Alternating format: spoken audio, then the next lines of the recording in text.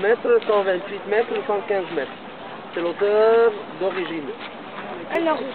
Alors, messieurs, dames, vous voyez, on est devant le sphinx. Vous voyez, c'est une statue.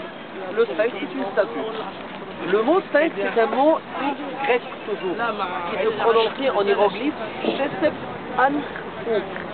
Ankh, c'est-à-dire vivant. Shesep, image ou photo ou représentation de lui. La représentation vivante de lui. De qui? De Khéphren.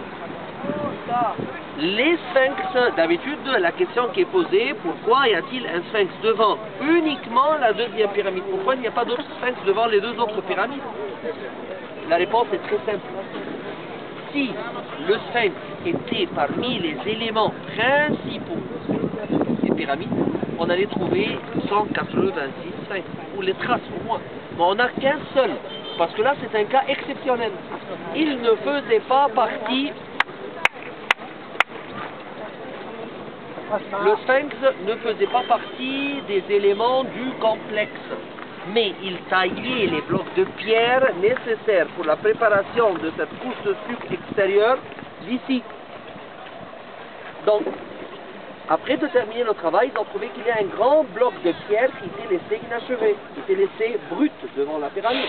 C'est ça qu'ils ont décidé de tailler en forme de sphinx. Le sphinx, c'est une combinaison du corps d'un lion et la tête d'un être humain, pour dire que notre roi, il est le plus fort et notre tête, et il est le plus intelligent.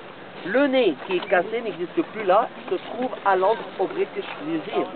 C'est là-bas se trouve le nez, et en même temps, c'est le nez qui s'est cassé, bombardé par les Ottomans, comme on a déjà dit hier.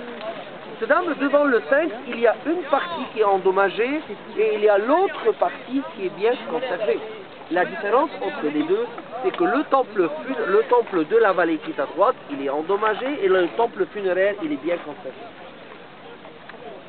Lorsque vous allez passer à travers le temple funéraire, vous trouverez que le sol a la couleur blanche, c'est de l'albâtre. Les murs sont jaunes, sont rouges, c'est du granit, et les piliers sont rouges, c'est du granit aussi. La seule couleur jaune que vous trouverez, c'est le calcaire, c'est la couleur du rocher même dans lequel le temple est construit. À travers l'entrée, vous passez tout droit, il y a le chemin, le rez-de-chaussée, qui continue tout droit vers l'entrée de la chambre funéraire dans la deuxième pyramide. Donc,